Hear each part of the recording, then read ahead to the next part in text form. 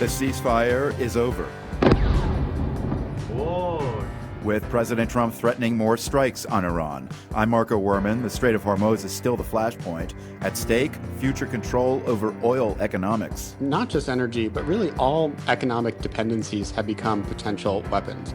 Plus, desperately seeking unity at the NATO summit. There is very little transatlantic unity. But this NATO summit will very much be about European unity.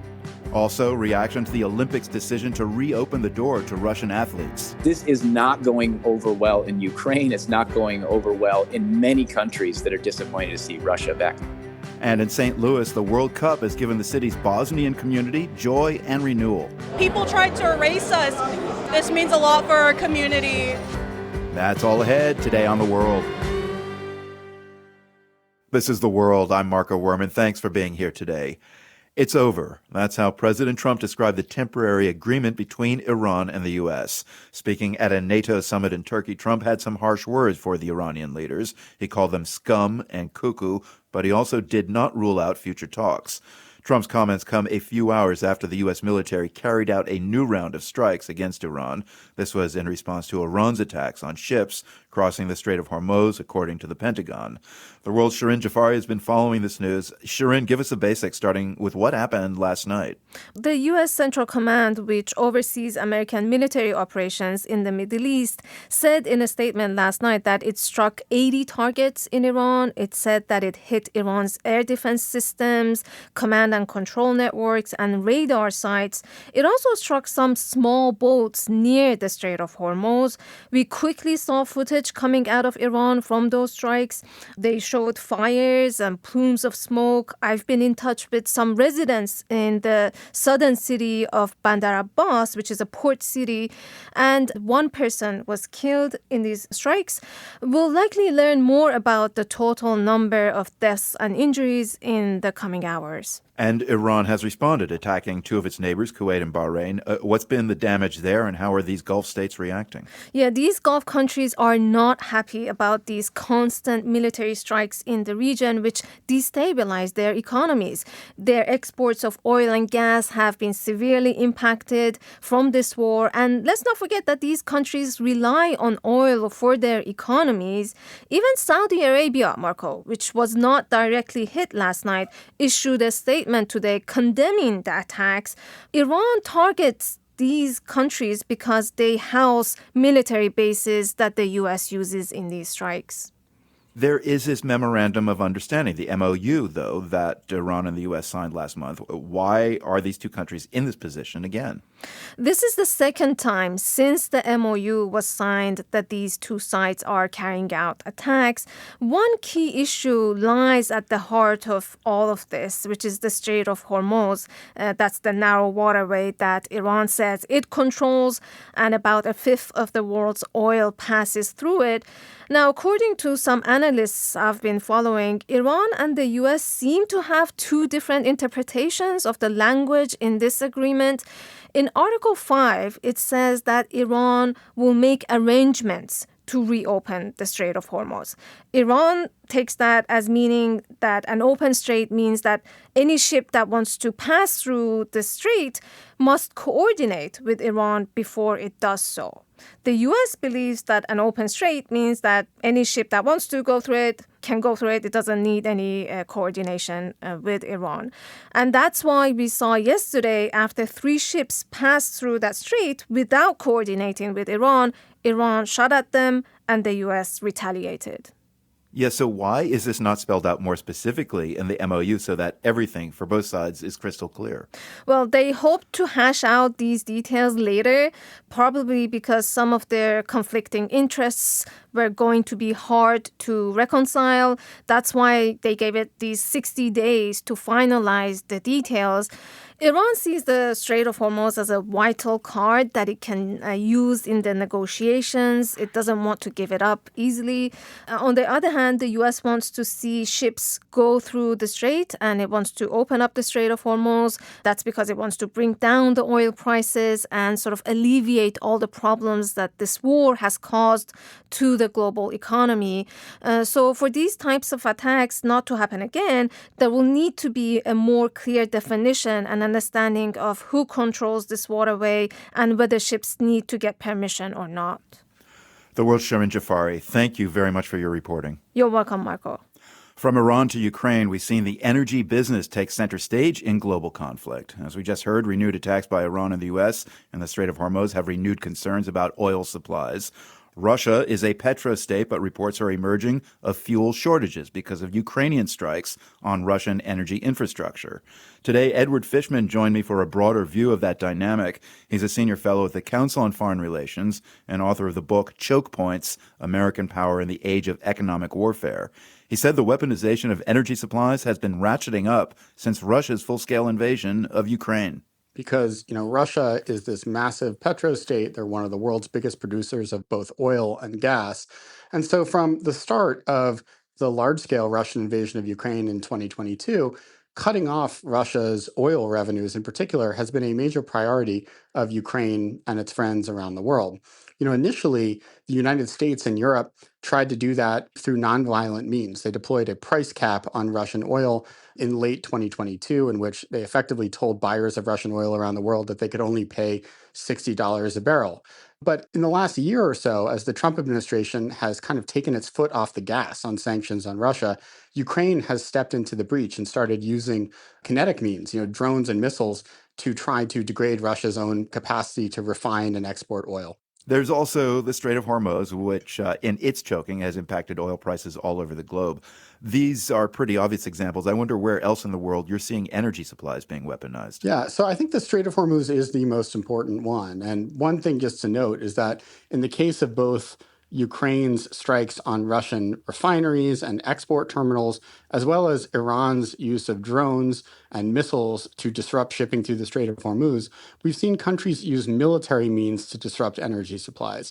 So I think those are the two most prominent examples. I think what's being fought over right now in sort of this renewed fighting between the U.S. and Iran is the Strait of Hormuz going to serve as a peacetime economic weapon for Iran, right? Iran is trying to institutionalize its control over the strait, to potentially even charge tolls to ships that go through the strait.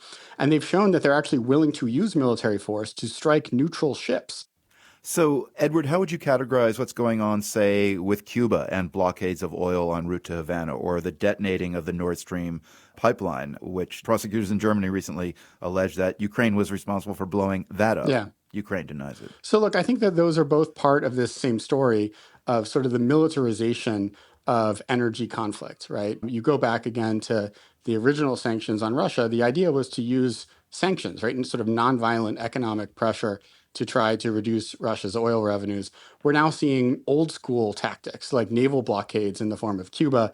You mentioned the United States trying to choke off Cuba's access to imports of oil, and certainly the alleged Ukrainian sabotage of the Nord Stream pipeline. That's, of course, using military means to try to erode Russia's ability to sell natural gas to Europe. How vulnerable is the global economy to disruptions in energy supplies today compared with, say, a decade ago? Well, at a global scale, we're just as vulnerable today as we were a decade ago, because ultimately there are many countries around the world that depend on importing oil, natural gas, other commodities in order to heat their homes and run their factories, the most basic components of running a society and an economy. I think the United States is in a bit more of a secure position.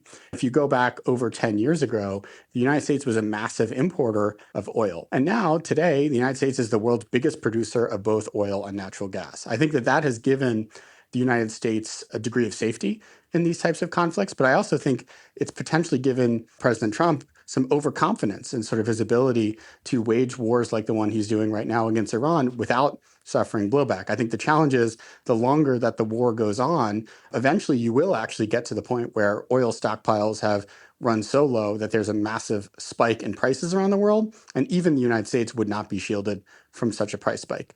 Yeah, well, I was about to ask you, if the U.S. can keep producing its own oil, what then is the Achilles heel for the U.S. when we think of economic choke points? Is it time? I think the Achilles heel in the United States, for the United States, is our low tolerance for economic pain. And I think that's what the Iranians have successfully manipulated. It's what the Chinese successfully manipulated last year when they cut off America's access to rare earth minerals.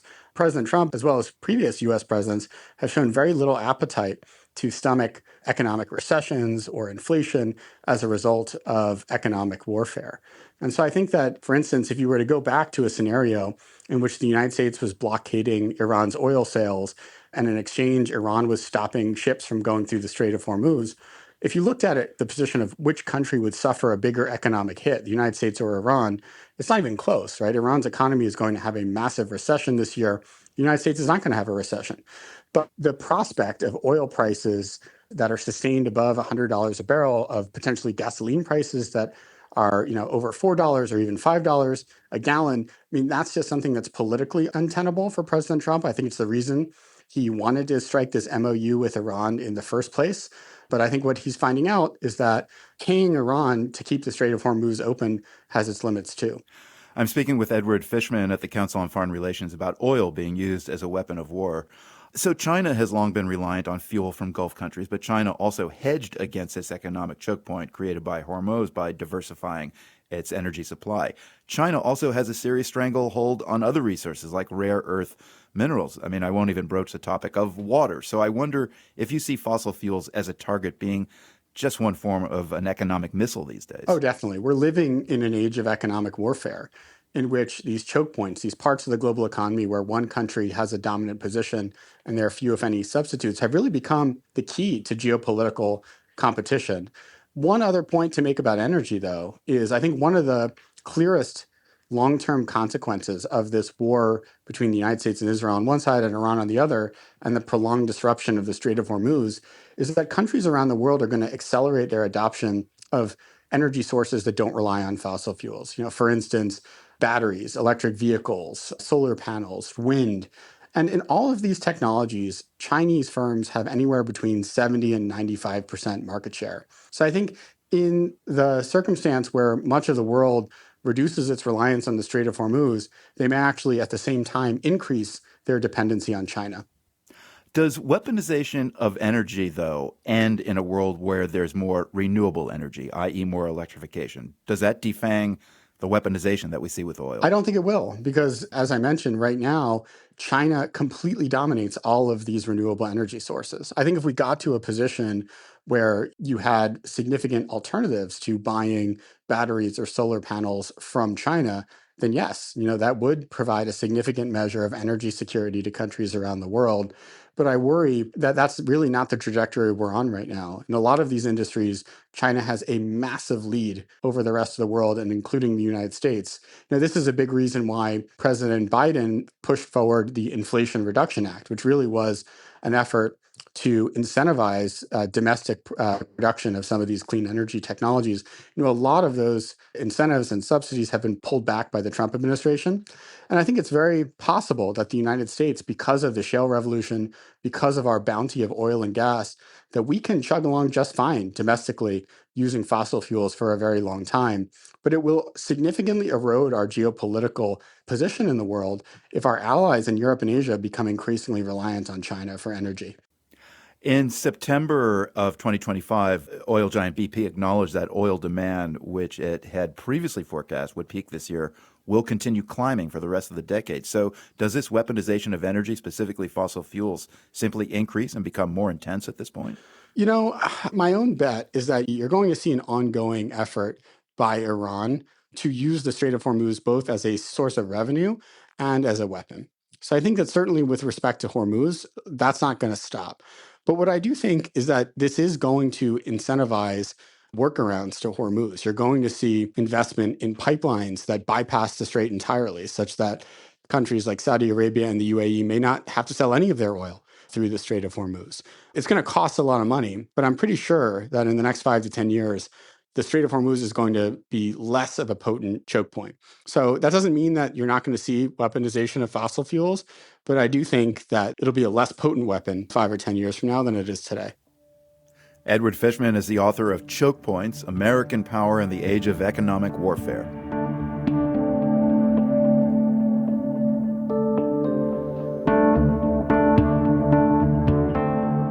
You're listening to The World.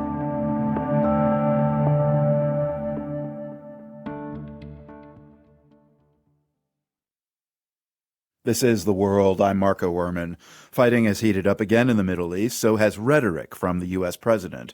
And the deterioration of the ceasefire between the U.S. and Iran has largely overshadowed the second day of the NATO summit. 32 world leaders have convened for the meeting in Turkey, but the future of the military alliance has never looked more uncertain. The World's Europe correspondent, Orla Barry, has more. Mark Rutte, the NATO General Secretary, opened the summit with an upbeat football analogy. No team wins because of one brilliant player.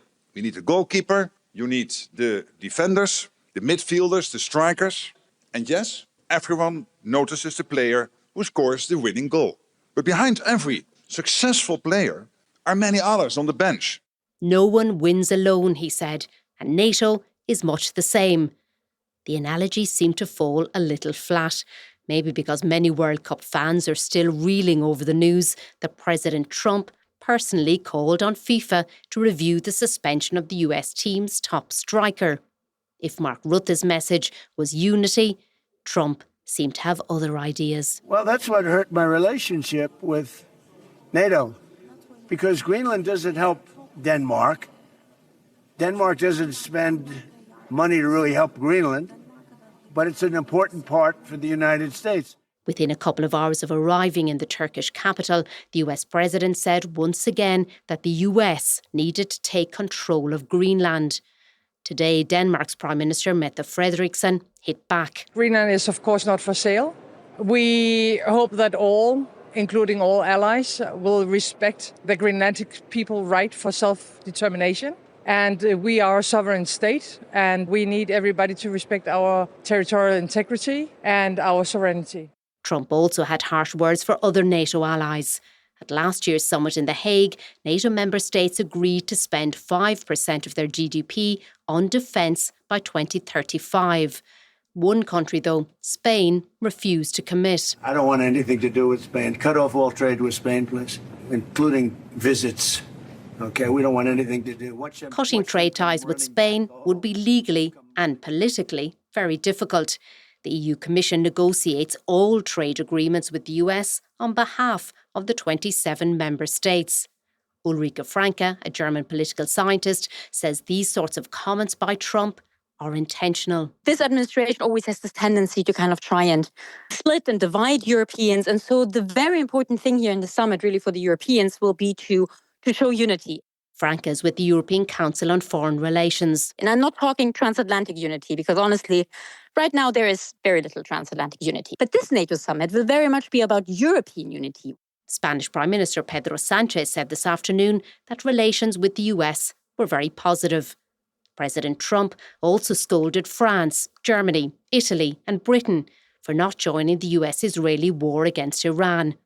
For some leaders at today's summit, staying on the right side of the US president is about far more than trade deals. Please, let more determination and more decisions for air defense be one of the key outcomes of this NATO summit in Ankara. Ukrainian leader Volodymyr Zelensky once again called on NATO members to send Patriot missiles. A wave of Russian strikes has killed dozens of people in and around Kyiv over the last few days. The attack succeeded, Zelensky said, because Ukraine doesn't have the capacity to intercept Russian ballistic missiles. Jim Townsend, a former US Deputy Assistant Secretary of Defence, says for Ukraine to get its hands on these weapons right now may be difficult. It's going to be tough to get it from the United States. Trump and the administration have said that they've got to meet US requirements first.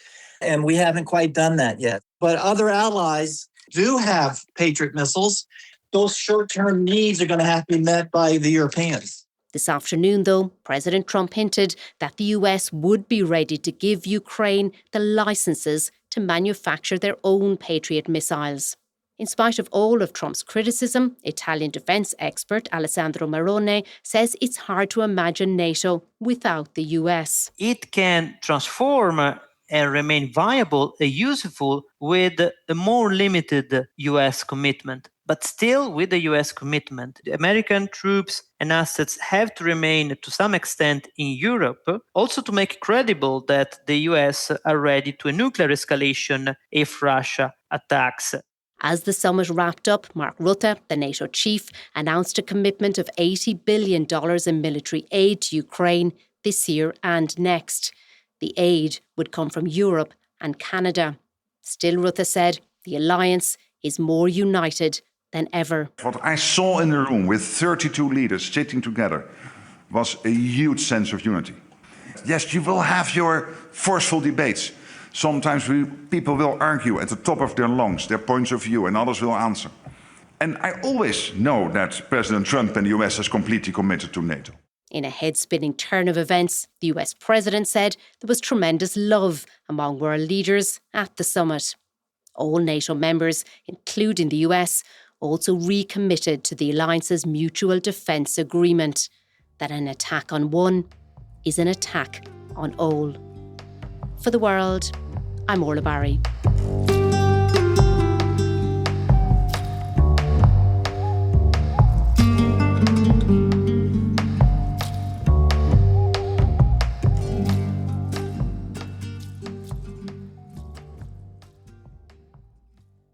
This is The World. I'm Marco Werman. Yale University's biennial ranking of how well countries are dealing with climate change is out. Given the Trump administration's rollback of environmental regulations, it's little surprise to see the U.S. slip down a few spots into 27th place. Estonia once again takes first place, and where we're headed next, Germany came in at number 6. Germany's high ranking is likely due to efforts seen in one small village that prides itself as a model of sustainability. Reporter Kathleen Schuster spent some time there to find out how they did it and what the rest of us can learn from them. About an hour and a half southwest of Berlin, there's an unassuming little village called Feldheim. The name translates to something like field home or maybe home in a field, which is fitting because the village amounts to a cluster of buildings set in, well, fields. That makes it a lot like many other villages in Germany, but unlike most, this one draws crowds from all over the world. Quite often I get people coming from Thailand or China or wherever. That's Kathleen Thompson. She's a tour guide here. And what she's showing both curious foreigners and Germans is not how cute the village is, but what clean energy of the future could look like. Because Feldheim is a green power pioneer. One of the most obvious signs of its reputation are the 52 wind turbines towering like skyscrapers above the trees at the edge of the village.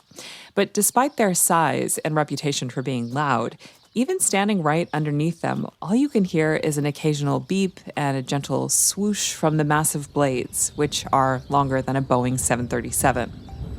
If the wind's really strong, you can hear a sort of a swishing noise, but you can't hear anything today. But where Feldheim has been making noise in recent years is in the very low cost of its homegrown clean electricity. It's Germany's first ever energy autonomous village. No mean feat for a community of just 130 people. Its efforts to become self-sufficient began not long after the fall of the Berlin Wall in 1989. After the Second World War, Germany was divided into two countries, the West and the Socialist East, also known as the GDR. During that time of division, Feldheim lived under East German rule, which was firmly committed to open-cast lignite mining to secure its energy supply. But once the two parts of Germany had reunited, that reliance on mining, what is widely considered to be the dirtiest kind of coal, didn't stop a young man called Michael Raschemann from hatching an ambitious plan. He was studying civil engineering, and he saw that in the village next to where he was living, someone was building some wind turbines, and he thought that was a great idea. So he went along to the bank to see if he could borrow some money, and they needed, of course, a guarantor. So he went along and asked his father, who said no, and his parents were already divorced at the time. So he went then and asked his mother, and she said, yeah, it's a great idea. So his next task was then to decide where to build his wind turbines. He decided Feldheim was a great place for two main reasons. One was that we are here on a bit of a plateau. We are 150 meters above sea level, which is not a lot, but it's enough to guarantee that just about every day we have wind. The other reason was that there was a substation near enough to connect the wind turbines to. But there was still a major hurdle to clear: getting the community on board. And that meant Michael convincing the locals to let him use their farmland to build on. This land around here is all privately owned. Different families own different parcels of land. So it was a case of then speaking to the landowners. It was no small ask, given that renewables were in their infancy and he was an outsider. But his timing was somehow right. Remember, the two Germanys were unifying, which meant there was a lot of change and upheaval. For many in the former East, it was like having the rug pulled out from under them, in fast motion. Es ist abgebaut worden, Arbeitsplätze, die Leute mussten immer weiter fahren. Michael remembers it as a period when infrastructure was being dismantled and jobs were being lost, and where there was a sense of uncertainty about what would happen next. What happened next for Feldheim was his novel idea of building 4 towering wind turbines in the village's backyard. He says it really got the community talking. The main thing was that right from the very beginning, everything was transparent. They talked to them, and I think this is one of the main things that you have to do when you're planning to build renewable energy power plants is talk to the people. You can't do it without them. They agreed that Michael could use the land and that those first 4 turbines would go up far enough away from homes so as not to disturb anyone. So in 1995, the village started generating its own clean electricity. But Michael's vision for what's become Germany's first energy self-sufficient village was only just beginning to unfold, and he was keen to get the community even more involved. What he did was suggest that he install the 5th wind turbine, and he invited people in the village and in the villages around to invest in that 5th wind turbine. The people who had invested began to see returns on what they'd plowed in, and that 5th turbine became a kind of symbol of possibility. We call it the people's wind turbine. That affectionate term suggests a healthy relationship between the local population and the clean energy infrastructure on its doorstep, which, when it comes to wind, is not a given in many places. The more windmills a country has, the more money that country loses, and the worse that country is. Opponents and even leaders have been outspoken about their dislike of this particular green technology. Here in Germany, Chancellor Friedrich Merz has publicly described turbines as an ugly source of power generation. His view is shared by the far-right AfD party, which is particularly popular in the former East and among residents in villages around Berlin, especially when planned wind parks mean cutting down areas of forest. In fact, the pushback has been significant enough for the state government to pass a law meaning additional turbines can only be built in designated areas. But on the whole, Germans are accepting of wind turbines. In a recent study, nearly 2/3 of those surveyed said they didn't mind existing turbines near to where they live. And nearly as many said they wouldn't object to new ones being built. Back in Feldheim, Kathleen Thompson says there was a moment when some in the village voiced concern about any further expansion. But because some of the original wind turbines have been taken down and replaced with more efficient models, things are actually going in the opposite direction, and the village now needs less infrastructure to generate the same amount of power. We're already down from 55 to 52. The forecast is that when it's all finished, we'll be down to 44, because they may be taking down 3 small wind turbines, replacing them with 2 bigger ones. Because a modern model can generate enough power to supply as many as 4,000 households a year, the Feldheim Wind Park clearly makes more than its population could ever use. In fact, they use less than 0.5% of what their turbines make, and that now reaches them via their own independent grid. Michael had been keen to make this an option quite early on, because as long as the homegrown electricity was reaching locals via the national grid, they were paying more for it than necessary. He co-founded a renewable energy company called Energiequelle, which translates to energy source, and approached the local power supplier to see if Feldheim could buy part of the grid. Die Antwort war sehr schnöde, aber auch nachvollziehbar. The answer was a hard no. So he got together with the local government to build an independent grid, power lines and all. And it is quite rare because mostly homegrown energy does go back to the national grid. It meant a lot of digging and cable laying, but it also meant a significant drop in the price of electricity for those connected to the local network. They currently pay 12 cents for a kilowatt hour of electricity at a time when most people in Germany are paying 3 times that amount. If you can get people in their pockets, it really does help. So Feldheim has become energy autonomous, and its residents are reaping the rewards of cheap energy. Which begs the question, why aren't more communities doing this? Thomas Bouwens researches collective action for sustainability at Rotterdam School of Management in the Netherlands. He says there are several factors involved in getting an entire community on board with clean energy projects. 3 conditions have to be aligned. So the first is institutional, the right policies, the right regulatory frameworks in place for these communities to thrive. The second condition is material, so the right financial intermediaries, cooperative banks, access to patient capital, access to technical infrastructure, etc. And the third condition is, I would say, more cultural. So cultural in the sense of familiarity with collective action in the past or in other sectors. Thomas says Germany is a good case study because some parts of the country are experiencing a boom in these kinds of initiatives, while others are not. The main predictor was not political orientation of the region, but it was the presence of other cooperatives in other sectors like agriculture, banking, retail. So when people are familiar with the cooperative model, with other community projects in other sectors, it facilitates the expansion of energy cooperatives. And that has been borne out in Feldheim. In the early 2000s, local farmers were facing tough times. They were part of an agricultural cooperative founded in the 1990s to share land and equipment to make farming easier and more profitable. But they were feeling the pinch of the EU lowering the minimum price for some of their products, and they were struggling to meet heating costs. They were having to buy a lot of heating oil to keep the pigsties warm. The farmers were getting worried about the future of their business.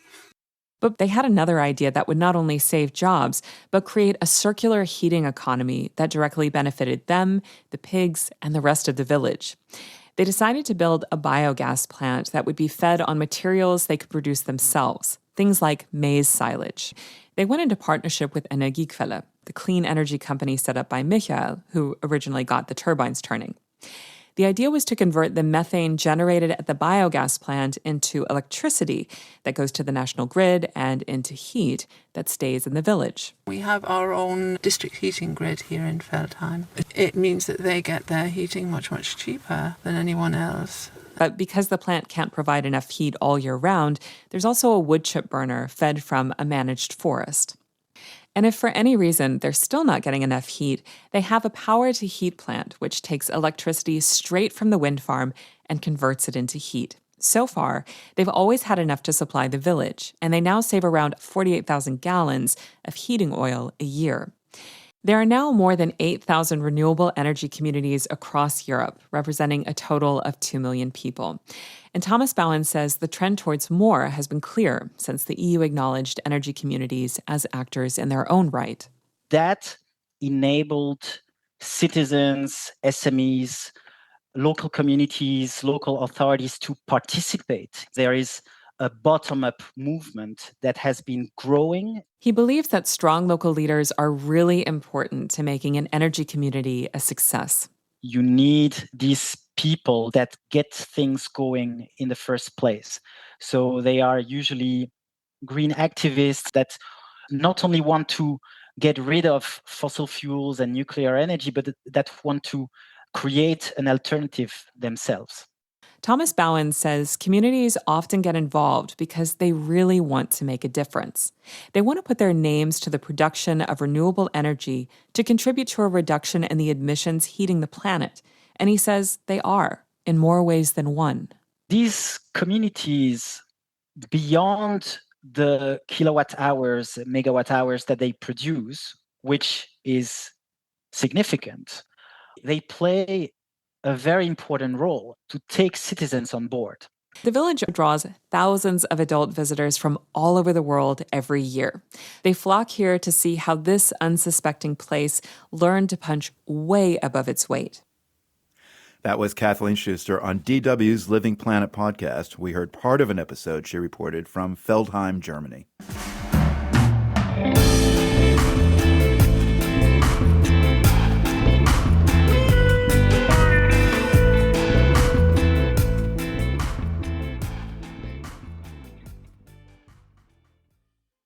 With only 8 countries remaining in the World Cup, a lot of teams have already gone home, but across the U.S., fans of those teams are still feeling the love. That includes Bosnia and Herzegovina, which had an impressive run before the U.S. knocked them out last week. For many in St. Louis's large Bosnian community, all the excitement has left a deeper sense of connection. St. Louis Public Radio's Jeremy Goodwin reports.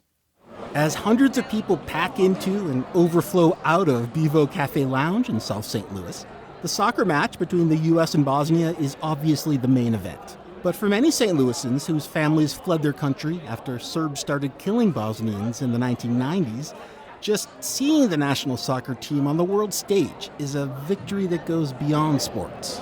This means a lot for our community. It's coming together, it's celebrating with each other, it's celebrating the fact that we weren't erased. That's Layla Soba. She was born in the U.S. after her parents came over from Bosnia. She enjoys hearing from people who previously couldn't find the country on a map, but now ask her questions about its culture. People are learning. They didn't know even that Bosnia existed until now. It's nice to see. It was 1997 when Admir Brakic arrived in the U.S. He's always known St. Louis has one of the largest Bosnian populations in the world. But he says it took things like World Cup watch parties to really understand what that meant. You know, I know that there's so many of us, but until I see something like this, I just can't actually visualize it. I've always loved my country and my community, but this just makes it feel even so much more special than even that. His wife, Darby Brakic, was raised in the American South before marrying into the St. Louis Bosnian community 15 years ago. The exhibition match at Energizer Park last month between Bosnia and Panama was the first time either of them had been around so many Bosnians. When you're at the Panama game and the national anthem starts playing, it was just straight tears all around. Oh my God, it was magic on a level I can't express. My American brain could have never comprehended it, and I'm so lucky to be around it and a part of it. The World Cup run may have made the biggest impact on the youngest members of the community. Melissa Kusera says Bosnian American kids have discovered a new connection to their past. You know, I came here as a 13-year-old, and now I have kids that are U.S. citizens. They've never been around this type of energy, these type of crowds, so it's pretty phenomenal. I think our kids are saying we get it now. Her friend Adina Pasic jumps in. She came to the U.S. at 16. They were born here. They're American, right? Like our kids. But to see them rooting so hard for our country and hear them sing and cheer on and be so passionate about it, it brings tears to my eyes. The matchup of U.S. versus Bosnia came about partly by the luck of the draw. But it puts a fine point on a complicated feeling experienced by many immigrants. Pride in your ancestral homeland and commitment to the American community where you've made a life. Go Bosnia, go U.S. I would not want to lose to any other country but U.S. That's Adina Pasic again. I will not be mad if Bosnia does lose because we are a United States citizen. This is our home. Maybe that's why the mood is still pretty upbeat after the U.S. defeats Bosnia. The crowd starts dispersing, and a 60-year-old Bosnian man walks up and puts his arm around me. He pulls me close and leans forward, and he says, Serbian people kill a lot of people Bosnia. American people, you help Bosnian people. God bless you, America and USA. As people head out, Gravois Avenue outside is lined with cars. People honk their horns, wave Bosnian flags. Someone arriving right then wouldn't be able to tell just who won the match. For the World, I'm Jeremy Goodwin, St. Louis.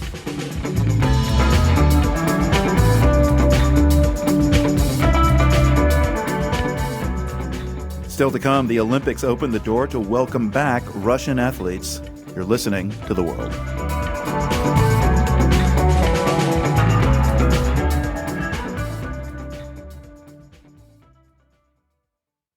This is The World. I'm Marco Werman.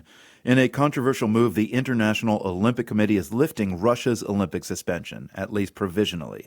The move paves the way for Russia to send a team to the 2028 Summer Olympics in Los Angeles.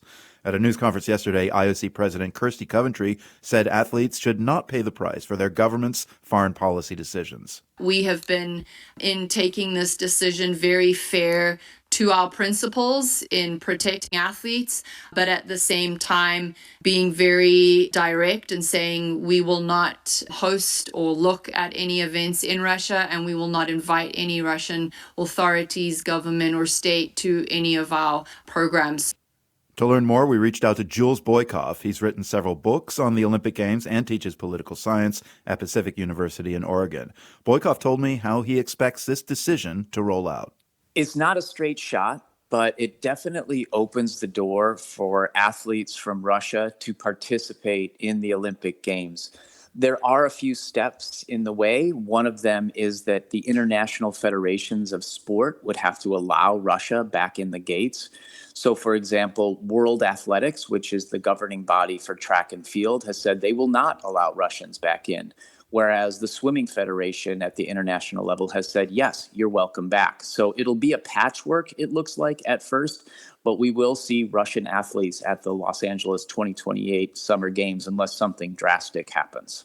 It sounds like you're saying, though, but not necessarily in every event that they want to be in. Is that right? That's exactly correct. It very much depends on the International Federation of Sport and what they decide. So this is pretty interesting timing for this announcement, just as the World Cup enters its final stretch. Why do you think the IOC chose this moment to welcome Russia back? The timing is interesting amid the World Cup mayhem, while everyone's attention in the sports world is fixated on the Men's World Cup. It's also interesting to me because of the fact that the new president of the International Olympic Committee, Kirsty Coventry, who it should be said is the first woman ever to helm the organization and the first person from Africa ever to helm the organization. But this is a pretty clear look at the president's priorities. I mean, if you look at her two signature moves so far since becoming president of the International Olympic Committee, she's moved to ban trans athletes and athletes with differences in sexual development. And now she's essentially welcoming Russia back into the Olympic fold. So when non-Russian athletes see Kirsty Coventry's record so far, what's the buzz in that group about what her tenure means for them?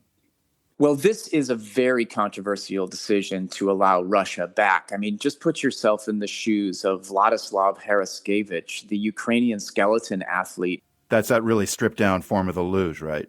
In different direction with your head.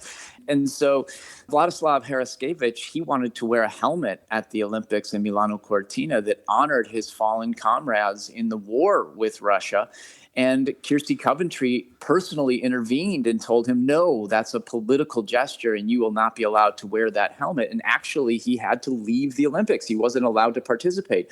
So now can you imagine this Ukrainian athlete who simply wanted to commemorate his fallen fellow athletes is now going to see Russians just dance right through the gates of the Olympics and be allowed to participate. This is not going over well in Ukraine. It's not going over well in many countries that are disappointed to see Russia back in the Olympic fold. Jules, just to orient us so we get the timeline straight here, there was a previous IOC ban on Russia for systematic doping. That had ended in 2023. Was that doping ban imposed before or after the Sochi Olympics in 2014? And what was the reasoning behind this more recent ban? Yes, there are a couple things going on here with Russia's exclusion from the Olympic Games. And one of them was this doping scandal that originated at the Sochi Olympics in Russia, where it was almost like a spy novel. Apparently, the Russian doping honchos were basically passing clean and dirty vials of urine through a little hole in the wall. And they got caught. There was a whistleblower, and that brought the attention of the International Olympic Committee to systematic state-sponsored Russian doping, and they were penalized for that. Then the second round that they were penalized for was in the invasion of Ukraine, which was really interesting to a lot of us because we thought, wow, this is really strong move for the International Olympic Committee. They seem to be taking their own Olympic charter much more seriously than usual. You know, their charter talks about promoting a peaceful society concerned with the preservation of human dignity. Wonderful. Now they're actually performing that by banning Russia quickly, their athletes from participating. And so there are many levels to the exclusion of Russia. And that is also, I think, what's galling to a lot of people is it's not just about the Ukrainian war, although that's certainly significant. It's about the doping as well. Yes. So is it clear to you, Jules, why this most recent ban was lifted? Well, I do believe that the International Olympic Committee's actions are reflective of the larger geopolitical forces of backlash around the world, where people are pushing back against basic concepts of diversity and equity. It's also indicative for me of the International Olympic Committee's supposed neutrality. They are often hiding behind this banner of being politically neutral. But as we'll see with this particular situation allowing Russia back into the fold, claiming political neutrality all too often just means siding with the aggressors. It means siding with the bullies who get to do whatever they want. And this is a very bad sign because we're only a couple years out from the Los Angeles 2028 Olympics, where there's a bully hovering in the distance by the name of Donald Trump. And the way that they're dealing with Russia does not bode well for how the International Olympic Committee might stand up to President Trump. One wonders, too, whether this decision signals that the IOC will apply the same standards to other countries facing allegations of violating the Olympic Charter or international law. What do you think? I mean, has the IOC opened a Pandora's box here? Absolutely, they have opened a Pandora's box. It's really important to think about the bigger picture here, because the reasoning why Russia was banned after the invasion of Ukraine was because they had taken over territory in Ukraine where there were sports clubs, and they had absorbed those sports clubs into their Olympic system. Well, there are a lot of places around the world where territory has been seized illegally, and then sports clubs tend to flourish there. In particular, one high-profile example is the West Bank, where Israel has taken over illegal settlements, and now football clubs, soccer clubs run there. So the real question that this opens up is the International Olympic Committee now going to start applying its principles evenly across member states, including Israel? That will be very interesting to see moving forward. Jules Boykoff is the author of several books on the Olympics, and that is the cue for our very modest closing ceremony today. The World is produced by GBH and PRX, broadcasting weekdays from the Nan and Bill Harris studio in Boston. I'm Marco Werman. We'll see you right back here tomorrow. The World is supported by the Andrew Carnegie Foundation, working to reduce political polarization through philanthropic support for education, democracy, and peace. More information at carnegie.org. By the Lumina Foundation, committed to a fair, universal system for learning beyond high school that offers every American the chance for a better life. LuminaFoundation.org. By the PRX Ambassador Council, whose members include Serena Altschul, John and Kimberly Morch, Christopher Sequeira, Jennifer Carroll, Belinda Kiley, Lawrence Hall, and Dan Tauber. The World's theme music is composed by Ned Porter. The World is a co-production of GBH Boston and PRX.